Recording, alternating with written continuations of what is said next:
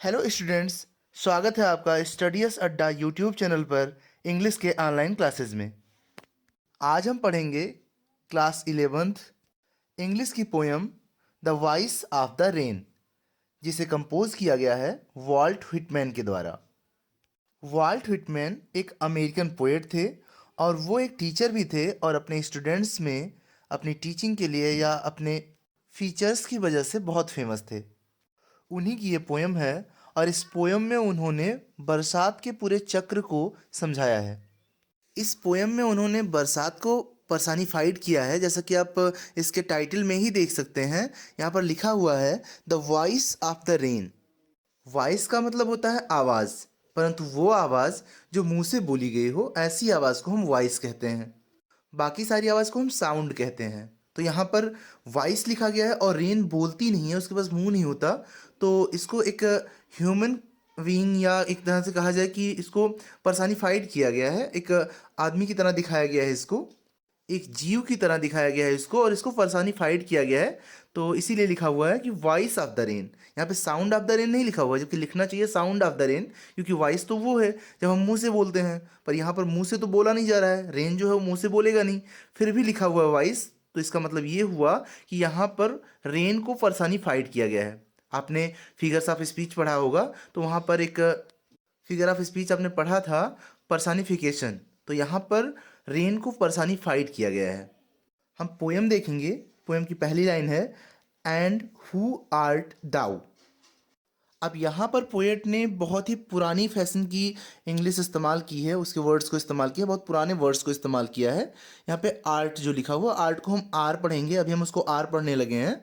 और दाऊ के लिए हम यू का इस्तेमाल करेंगे। यहाँ पर दाऊ का मतलब तुम होगा, या जो यू का मतलब होता है, अभी हम यू का इस्तेमाल करते हैं। पहले हम इंग्लिश में दाऊ का भी इस्तेमाल करते थे, मीन्स बहुत पहले ओल्ड फैशन लैंग्वेज में हम दाऊ का इस्तेमाल करते थे। और ऐसे ही आर्ट जो लिखा हुआ है वो आर है, हम अभी क्या इस्तेमाल करते हैं, इसकी जगह पे आर का इस्तेमाल करते हैं। तो एंड और हु मीन्स कौन, आर मीन्स हो, दाउ मीन्स तुम, और तुम कौन हो। एंड और हु मीन्स कौन, आर्ट मीन्स आर मीन्स हो, दाउ मीन्स यू मीन्स तुम, और तुम कौन हो। सेड मीन्स कहा, आई मीन्स मैंने कहा अर्थात मैंने पूछा कि तुम कौन हो, और मैंने पूछा कि तुम कौन हो। टू मीन्स से। The soft falling, soft means मुलायम, कोमल।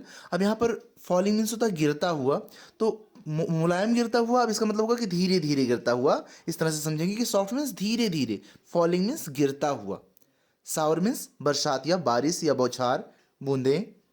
आई सेड मैंने पूछा, टू मीन्स से, द सॉफ्ट फॉलिंग धीरे धीरे गिरते हुए, सावर मीन्स बरसात से। पूरी लाइन हो जाएगी कि and who art thou said I to the soft falling shower, और मैंने धीमे धीमे गिरती हुई बरसात से पूछा कि तुम कौन हो। विच मीन्स जो, स्ट्रेंज मीन्स विचित्र, टू टेल मीन्स बताने में या बताना, जो बताना विचित्र था। कह रहा है कि मीन्स बरसात तो बोलती नहीं है, तो अगर बरसात कुछ बताएगी या बोलेगी तो विचित्र बात होगी। तो वही वो बता रहा है कि विच जो, स्ट्रेंज टू टेल, उसका बोलना जो था वो स्ट्रेंज था, विचित्र था, उसका बताना विचित्र था। गेव मी एन आंसर, और उसने मुझे गेव दिया, मीन्स मुझे, एन आंसर एक उत्तर, और उसने मुझे बोलकर एक उत्तर दिया जो कि बहुत विचित्र था। उसका बोलना जो था वो बहुत विचित्र था, और उसने बोलकर मुझे आंसर दिया, मुझे उत्तर दिया, उसका बोलना जो था वो बहुत विचित्र था। इन शब्दों को एक साथ जोड़ के आप जैसे लिखा हुआ वैसे ही अर्थ निकालेंगे तो अर्थ नहीं निकाल पाएंगे। तो ध्यान देंगे कि विच मीन्स जो, जो उसने उत्तर दिया, जो उसने एक उत्तर दिया वो विचित्र था। टू टेल जो उसने बोला, जो उसने बोलकर उत्तर दिया, जो उसने बताया मुझे, जो उसने एक मुझे उत्तर दिया, वो क्या था, बहुत ही विचित्र था। एज मीन्स जैसा कि, हेयर मीन्स यहाँ, ट्रांसलेटेड अनुवादित किया गया है या बताया गया है, समझाया गया है। ट्रांसलेट मीन्स एक के शब्दों को दूसरे शब्दों में बदलना, उसके भावार्थ को समझाना। तो यहाँ पर उसका भावार्थ दिया गया है, इस तरह से समझेंगे कि एज हेयर ट्रांसलेटेड, और यहाँ पर उसका भावार्थ दिया गया है या समझाया गया है। पूरी लाइन देखेंगे कि which strange to tell gave me an answer as here translated. उसने जो बोलकर मुझे उत्तर दिया, मुझे बोलकर उसने जो एक उत्तर दिया, वो क्या था, बहुत विचित्र था। उसका बोलना जो था वो मुझे बहुत विचित्र लगा। और उसका भावार्थ यहाँ नीचे दिया हुआ है, या उसने जो कहा उसे अनुवादित करके नीचे लिखा गया है। अगला स्टेंजा देखेंगे। I am the poem of earth. I am, मैं हूँ। आई एम मीन्स मैं हूँ। अब ये बरसात कह रही है, वर्षा कह रही है कि मैं हूँ, आई एम, मैं हूँ द पोएम। पोएम मीन्स कविता। अब कविता बहुत सुंदर होती है, कविता रसों से भरी होती है, तो इसीलिए उस बहुत अच्छी चीज़ उसको समझेंगे कि मैं पोएम हूँ ऑफ अर्थ। अर्थ मीन्स पृथ्वी की। मैं पृथ्वी की कविता हूँ, अर्थात मैं पृथ्वी की संगीत हूँ, मैं पृथ्वी का संगीत हूँ। Said the voice of the rain. Said means कहा, द वॉइस आवाज ने, ऑफ द रेन बरसात की। बरसात की आवाज ने कहा कि मैं पृथ्वी की कविता हूँ। बरसात की आवाज ने कहा कि मैं पृथ्वी का संगीत हूँ। Eternal I rise impalpable out of the land and the bottomless sea. Eternal, eternal means शाश्वत। शाश्वत मीन्स अनंत, कभी न खत्म होने वाला, कभी न रुकने वाला, उसे हम क्या कहेंगे, शाश्वत। तो इटर्नल, इटर्नल मीन्स अनंत, कभी न रुकने वाला। आई राइज, मैं उठती हूँ, अर्थात मैं कभी न रुकते हुए उठती हूँ, या मैं अनंत उठती रहती हूँ, मैं हमेशा उठती रहती हूँ, मेरा उठना कभी बंद नहीं होता है। अब आप समझेंगे कि जब बारिश होती है तो बारिश का एक पूरा साइकिल होता है। पहले क्या होता है कि सूर्य की किरणें अत्यधिक गर्मी से सागर के तल से, पेड़ पौधों की पत्तियों से और अन्य जगहों से वाष्पोत्सर्जन करती हैं, जल को गर्म करती हैं, और जल से जल वाष्प बनकर गैस के फॉर्म में ऊपर उठता है। पहली प्रक्रिया हो गई कि जल गर्म होता है, पृथ्वी का जल, चाहे वो तालाबों में हो, चाहे वो पत्तियों में हो, चाहे वो किसी और चीज़ में हो, या सागरों की सतह पर। और मैक्सिमम हम समझेंगे कि सागरों की सतह से ही होता है ऐसा, ज़्यादा से ज़्यादा। तो वहाँ पर सागर की सतह पर जब सूर्य की धूप पड़ती है तो वो वहाँ के पानी को गर्म करती है, और सतह से पानी क्या होता है कि भाप की फॉर्म में, गैस के फॉर्म में वो ऊपर उठता है। पहला हो गया, पहली प्रक्रिया। फिर क्या होता है कि एक निश्चित ऊंचाई पर ऊपर जाने के बाद वो जो वाष्प होती है, वो जो गैस होती है, वो ठंडी होने लगती है, और ठंडी होने के बाद वो हल्की ठंडी होती है जब वो, तो वो क्लाउड्स का रूप ले लेती है, बादलों का रूप ले लेती है। फिर वो बादल क्या होते हैं, लैंड्स पर आते हैं, जमीन की सतह पर आते हैं। जमीन की सतह मीन्स जमीन के ऊपर आते हैं, जहाँ पर जमीन होती है। सागरों में भी बारिश होती है और जमीन पर भी आते हैं। तो वहाँ पर जब आ जाते हैं वो मीन्स स्थल भाग के ऊपर जब वो आ जाते हैं, तो विभिन्न प्रक्रियाओं द्वारा, उनके द्वारा ठंडे होने की वजह से उसमें जलवाष्प जल बनने लगता है, जल की बूंदें बनने लगती हैं, और फिर क्या होते हैं, वो बरस जाती हैं। तो बादल ठंडे होते हैं और ठंडे होकर वो बरस जाते हैं। बादलों में जल के बूंदों का निर्माण होता है, और फिर वो इस प्रक्रिया से वो जल जो होता है वो फिर से स्थल पर आकर गिरने लगता है, और इसी को हम बरसात कहते हैं। ये पूरा चक्र होता है। फिर क्या होता है कि वो फिर पानी जो होता है, जो बारिश के द्वारा पानी आता है, वो धीरे धीरे फिर नदियों के माध्यम से, झरनों के माध्यम से होता हुआ, कई तरीकों से होता हुआ वो फिर से सागरों में जाकर मिल जाता है, या फिर पेड़ पौधों की पत्तियों में आ जाता है, और फिर से वही शुरू होता है कि वाष्प बनता है, फिर से बादल बनते हैं, फिर से बारिश होती है, और फिर से वो जमीन पर आ जाता है। तो ये चक्र जो है वो चलता रहता है। तो उसी की बात कर रहा है कि पहले पहले क्या होता है कि इटर्नल आई राइज, इटर्नल शाश्वत, अनंत, मतलब हमेशा। आई राइज, मैं उठती हूँ। बारिश, वर्षा कह रही है, बारिश कह रही है कि मैं हमेशा उठती हूँ। इम्पलपेबल, अब इम्पलपेबल का मतलब समझेंगे, ऐसी चीज जिनको हम देख नहीं सकते, छू नहीं सकते, पर महसूस कर सकते हैं। ऐसी कोई भी चीज जिसको हम देख नहीं सकते, छू नहीं सकते, परंतु महसूस कर सकते हैं, उसे हम क्या बोलेंगे, इम्पलपेबल। मिस वर्षा कह रही है कि जब मैं उठती हूँ, इटर्नल आई राइज, जब मैं अनंत रूप से उठती हूँ, मतलब हमेशा उठती रहती हूँ, ये जो प्रक्रिया होती है हमेशा चलती रहती है। तो वही वो कह रही है कि जब मैं अनंत रूप से उठती हूँ, मतलब जब मैं हमेशा उठती रहती हूँ, तो वो जो है वो इम्पल्पेबल है। इम्पल्पेबल मीन्स वो कोई देख नहीं सकता है, कोई छू नहीं सकता उस प्रक्रिया को। जब भाप उठता है तो उसको कोई देख थोड़ी ना रहा है कि कैसे भाप उठ रहा है, फिर जाके पानी बन रहा है, फिर जाके बादल बन रहे हैं, बर्फ की वर्षा हो रही है, ऐसा कोई देख थोड़ी ना पाता है। जब वो बादल बन जाते हैं, उठने के बाद जब बादल बन जाते हैं तभी हमको दिखाई पड़ते हैं। बादल बनने से पहले जब वो पानी से भाप बनकर या गैस के फॉर्म में वो ऊपर उठते हैं, उस समय हम उसको देख नहीं पाते हैं। तो वही कहा गया है कि इम्पल्पेबल, कि मतलब महसूस करते हैं कि ऐसा होता है, पर उसको देख या छू नहीं सकते हैं। बारिश कह रही है कि जब सतत रूप से मैं उठती हूँ, राइज करती हूँ, उठती हूँ, तो उस समय मैं इम्पल्पेबल होती हूँ, कि उस समय मैं छूने योग्य नहीं होती हूँ, देखने योग्य नहीं होती हूँ, केवल उस समय मुझे महसूस किया जा सकता है। अब वो बता रही कि कहाँ से उठती हूँ। Out of the land, out means से होकर, आउट मतलब से, ऑफ द लैंड मतलब जमीन से होकर, एंड द बॉटमलेस सीज, जमीन से होकर। अब जमीन से होने का मतलब ये है कि स्थल भाग में भी कुछ तालाब होते हैं, गड्ढे होते हैं, नदियाँ होती हैं, पेड़ पौधे होते हैं, उनकी पत्तियाँ होती हैं, वहाँ से भी वाष्प बनता है, वहाँ से भी गैस बनती है, वहाँ से भी पानी का जो भाप बनता है वो उठता है और जाकर वो भी बादलों में मिल जाता है। पर यह प्रक्रिया सूक्ष्म रूप में होती है, तो इसको हम बहुत ज़्यादा ध्यान नहीं देते हैं, और सागरों से एक बृहद मात्रा में ऐसा होता है, तो इसलिए हम उस पर ध्यान देते हैं। तो वही वो कह रही कि मैं जमीन से भी उठती हूँ, स्थल भाग से भी उठती हूँ, आउट ऑफ द लैंड। मैं सतत या निरंतर, बिना देखे गए, बिना महसूस किए गए, बिना देखे गए, बिना छुए गए, केवल महसूस करने के रूप में मैं सतत जमीन से उठती रहती हूँ। और कहाँ से? The bottomless seas, bottomless, bottom means तली, किसी चीज़ की जो तली होती है उसे हम बॉटम कहते हैं, एकदम निचला जो हिस्सा होता है उसे हम बॉटम कहते हैं। तो बॉटमलेस, तली विहीन, सी मीन्स समुद्र से, तली विहीन समुद्र था, अनंत समुद्र से, अनंत मतलब विशाल बृहद अनंत समुद्र से मैं उठती रहती हूँ। अब तली तो कहीं ना कहीं पे है ही, सागर में तली तो होती ही है, भले ही वो बहुत गहरा हो पर तली तो है ही उसकी। परंतु यहाँ पर कहा गया तली विहीन, मतलब अनंत, जिसका कोई तली ही ना हो, जिसकी गहराई का कोई माप ही ना हो, ऐसा कहा गया है। तो जब किसी चीज को बढ़ा चढ़ा के कहते हैं तो वहां पर कौन सा अलंकार होता है? हाइपरबोल, अतिशयोक्ति अलंकार। यहाँ पर क्या किया गया है कि सागर को बढ़ा चढ़ा के कहा गया। वैसे सागर तो अनंत है ही, सागर असीमित है, अनंत है, परंतु उसका अंत है, उसका जो उसकी तली है वो इतना भी बड़ा नहीं है कि उसकी तली का हम आभास नहीं कर सकते, या इतना लंबा चौड़ा है कि उसको हम माप नहीं सकते, ऐसा नहीं है। परंतु यहाँ पर कहा गया है कि बॉटमलेस, जिसकी तली का ही अता पता ना हो, जिसका कोई तली ही ना हो, यानी अनंत समुद्र। तो यहाँ पर हाइपरबोल है या अतिशयोक्ति हम कहेंगे, वो है। तो बारिश कह रही है कि मैं निरंतर रूप से बिना छुए गए, या इस फॉर्म में जब मुझे कोई छू नहीं सकता, जब मुझे कोई देख नहीं सकता, केवल महसूस कर सकता है, इस फॉर्म में निरंतर मैं जमीन से अर्थात स्थल भाग से और अनंत सागर से उठती रहती हूँ।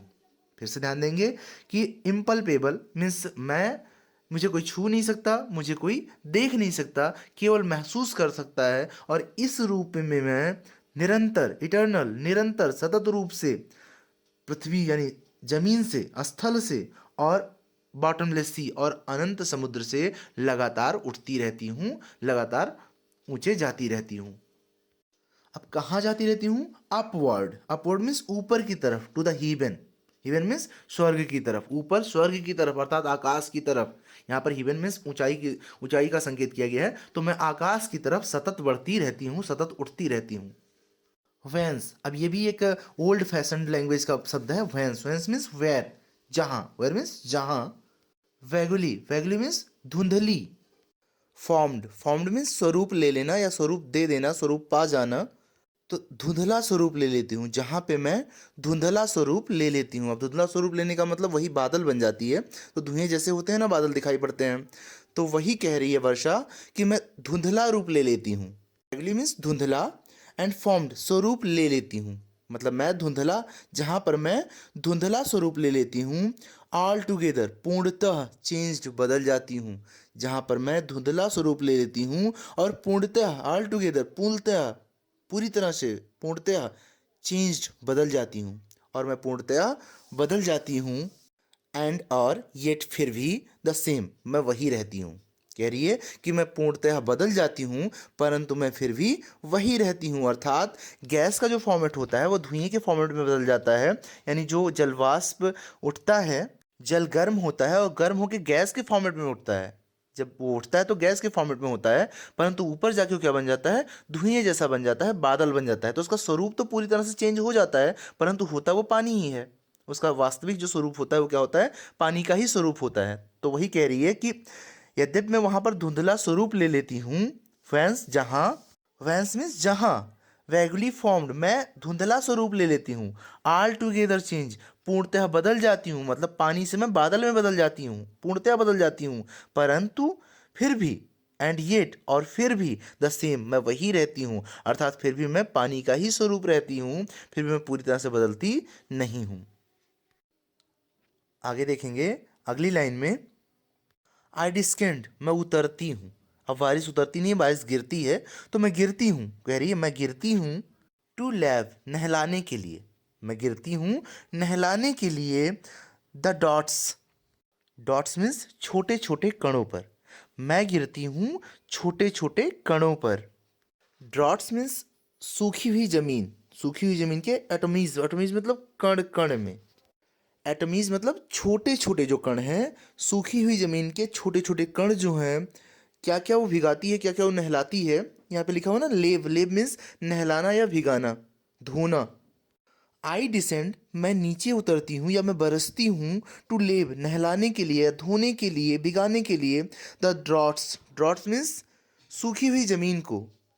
एटमीज मीन्स छोटे छोटे कणों को, छोटे छोटे कणों को भी भिगा देती हूँ और सूखी हुई जमीन को भी भिगा देती हूँ, नहला देती हूँ। Dust layers, dust layer means बारिश के पहले जो धूल उड़ती है वो सारे ग्लोब पर, ग्लोब मीन्स सारे धरातल पर, सब जगह पर, पत्तियों पर, पेड़ों पर, मकानों कानों पर, हर जगह क्या होती है, धूल जम जाती है। तो जब बारिश होती है उसको धो देती है, तो उसी की बात कर रहा है कि डस्ट लेयर्स, धूल की परतों को, ऑफ ग्लोब मीन्स धरातल की, और धरातल की धूप की परतों को भी भिगा देती हूँ या धो देती हूँ। पूरा एक साथ है कि I descend, I descend to lab the droughts, atomies, dust layers of the globe, कि मैं गिरती हूँ या मैं बरसती हूँ और मैं सूखी हुई जमीन को, कण कण को और इस धरातल के पूरे डस्ट की परत को, धूल की परत को मैं धो देती हूँ या भिगा देती हूँ। और क्या भिगाती है? And all that in them, and all that in them without me were seeds only, और ऑल दैट वो सभी चीज़ें, इन देम जो उनमें हैं, विदाउट मी मेरे बिना, जो मेरे बिना अर्थात बरसात के बिना जो चीज़ें उनमें हैं, बिना बरसात के बिना, वर सीड्स केवल बीज, ओनली मीन्स केवल, जो मेरे बिना केवल बीज हैं, जो मेरे बिना केवल बीज हैं। और कहाँ हैं? लेटेंट, छिपे हुए हैं, अनबॉर्न अजन्मे, मतलब जिनका जन्म भी नहीं हुआ है। एंड और ऑल दैट वो सभी, वो सभी, इन देम उनमें, अर्थात धूल की परतों में जो बीज छुपे होते हैं, छोटे छोटे बीज, खरपतवार के, अन्य चीज़ों के जो बीज छिपे होते हैं, वो भी जब तक बारिश नहीं होती है तब तक वो पनपते नहीं हैं, पौधे का रूप नहीं लेते हैं। तो जब बारिश होती है तो वो भी भीग जाते हैं, वो जैसे जहाँ सूखी ज़मीन है वो भीग जाती है, बाकी जितने भी कण धूल मिट्टी होते हैं सब भीग जाते हैं, जो परत दर परत धूल जमी होती है वो सब धुल जाती है। और क्या होता है कि धूल में जो कण होते हैं, एक तरह से धूल में जो बीज होते हैं, वो बीज क्या होते हैं, भीग जाते हैं, और वो भीगने के बाद पौधे बन जाते हैं या जम जाते हैं, जमाव हो जाता है उनका। लेकिन उससे पहले क्या होते हैं, वो केवल बीज होते हैं, छुपे होते हैं। कहाँ छुपे होते हैं? धूल में, मिट्टी में, कणों में छुपे होते हैं। तो उसी की बात कर रहा है कि एंड ऑल दैट, और वो सभी, इन देम जो उनमें है, उनमें मीन्स धूल की कणों में है, धूल की परतों में है। विदाउट मी जो मेरे बिना, वर मीन्स थे या है, केवल क्या है? ओनली सीड्स, सीड्स ओनली केवल बीज हैं, जो मेरे बिना केवल बीज हैं, लेटेंट छुपे हुए हैं, अनबॉर्न और अजन्मे हैं, मीन्स जिनका जन्म नहीं हुआ है। और उनको भी मैं भिगा देती हूँ जो मेरे बिना धूल की परतों में छिपे हुए केवल बीज के रूप में है, उनको भी मैं भिगा देती हूँ। पूरा हो जाएगा कि मैं आकाश से गिरती हूँ या मैं बारिश के रूप में बरसती हूँ, और मैं सूखी हुई जमीन को, प्रत्येक कण को, एटॉमीज और उनके प्रत्येक कणों को, छोटे छोटे कणों को, डस्ट लेयर्स को यानी कि धूल के परतों को, और उन बीजों को जो उनमें छुपे हुए हैं बिना जन्मे, उनको भी मैं भिगा देती हूँ। जो मेरे बिना केवल बीज हैं और छुपे हुए हैं उन मिट्टी की परतों में, उनको भी मैं भिगा देती हूँ। एंड फॉर एवर और हमेशा, एंड फॉर एवर और हमेशा, day and night, by day and night दिन रात, और हमेशा दिन रात, सदैव। आई गिव बैक मैं वापस देती हूँ या मैं लौटाती हूँ। गिव बैक मीन्स वापस देना या लौटाना। लाइफ मीन्स जीवन। टू माई ओन ओरिजिन अपने निजी स्रोत को या अपने ही स्रोत को मैं दिन रात सदैव जीवन वापस लौटाती हूँ। एंड फॉरएवर और हमेशा, सदैव, बाई डे एंड नाइट, दिन रात, और सदैव दिन और रात, आई गिव बैक लाइफ, मैं वापस लौटाती हूँ जीवन, टू माई ओन ओरिजिन, अपने ही स्रोत को, और मैं अपने स्रोत को दिन रात सदैव जीवन लौटाती रहती हूँ। इसका अर्थ ये हुआ कि जब बारिश के जो कण बनते हैं, जो वाष्प के रूप में बनते हैं, पत्तों से भी जल का गैस फॉर्म बनता है और वो फिर उड़ कर जाकर बादलों में मिल जाता है। तो उसी की बात हो रही है कि वही बादल जब बरसते हैं तो उन्हीं बीजों को फिर से वो क्या करते हैं, जीवन देते हैं, फिर से वो पौधे बनते हैं, फिर से उसकी पत्तियां होती हैं, और फिर से वो बादल बनने के लिए वहां से जल निकल कर जाता है गैस के फॉर्मेट में। तो उसी की बात कर रहा है कि मतलब जो उसका ओरिजिन है, उसका ओरिजिन क्या है, पत्तियां, पेड़ की जो पत्तियां हैं वहां से भी तो गैस निकल के जाता है, पानी का गैस निकल के जाता है। पानी गैस के फॉर्मेट में पत्तियों से भी तो उड़ता है जब सूर्य का प्रकाश उस पर पड़ता है। तो उसी की बात कर रहा है कि मतलब पत्तियां जो है उसके ओरिजिन हो गई, उसका स्रोत हो गई, जहाँ से वो पैदा होता है, जहाँ से बारिश पैदा होती है, वो उसका स्रोत बन गया। और वो फिर क्या करती है, बरस के फिर से नए बीजों को, फिर से पौधों का स्वरूप देती है, अर्थात अपने स्रोत को ही फिर से जीवन देती है। जहाँ से वो पैदा हुई है बारिश, उसी को फिर से वो क्या करती है, जीवन देती है। बीजों से बनने वाले पेड़ और पत्तियों से उसको उसका निर्माण होता है, अर्थात जल का गैस फॉर्मेट बन के उड़कर जाकर बादलों में मिलता है, और फिर से वो बादल क्या करते हैं, बारिश के रूप में बरस कर फिर से उन्हीं पेड़ों के बीजों को अंकुरित करते हैं और फिर से एक नया पेड़ बनाते हैं, अर्थात अपने ही स्रोत को फिर से वो जीवन देती है। And make pure and beautify it, and make pure, और इसे शुद्ध बनाती है, एंड मेक और बनाती है, प्योर में शुद्ध, और इसे शुद्ध बनाती है, एंड ब्यूटिफाई इट, और इसकी सुंदरता को बढ़ाती है, अर्थात यह उसको स्वच्छ और सुंदर बनाती है, यह इसको शुद्ध और सुंदर बनाती है। आगे पोएट कह रहा है कि फॉर सॉन्ग, गीत के लिए, या क्योंकि गीत, अब यहाँ पे हम पोएट को सिंगर मान लेंगे क्योंकि यहाँ पर वो पोएम की नहीं सॉन्ग की बात कर रहा है।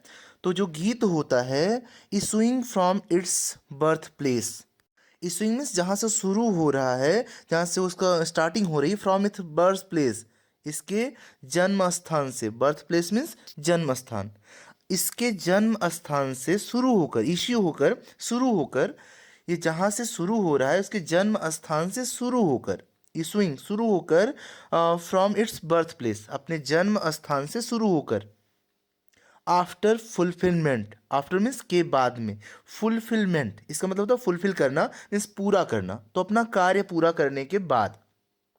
जैसे क्योंकि जो सॉन्ग होता है वो अपने जन्म स्थान से शुरू होकर, जहाँ से वो शुरू होता है वहाँ से निकलकर, आफ्टर फुलफिलमेंट अपना कार्य पूरा करके, वॉन्डरिंग घूम फिर कर, पूरे चक्र को घुमाकर। अब यहाँ पर सॉन्ग की तुलना या पोयम की तुलना जो है वो रेन से हो रही है, कि जैसे रेन अपना पूरा चक्र घूमता है, अपना कार्य पूरा करता है, अपने जो ओरिजिन होता है, जहाँ से वो शुरू होता है, जहाँ उसका स्रोत होता है, वहाँ से शुरू होकर वो अपना कार्य पूरा करता है, पूरे चक्र में घूमता है और फिर वापस आ जाता है। उसी तरह से वो अपने सॉन्ग की बात कर रहा है कि क्योंकि सॉन्ग जो होता है वो रेन को सॉन्ग ही कह रहा है, रेन को पोयम कह रहा है।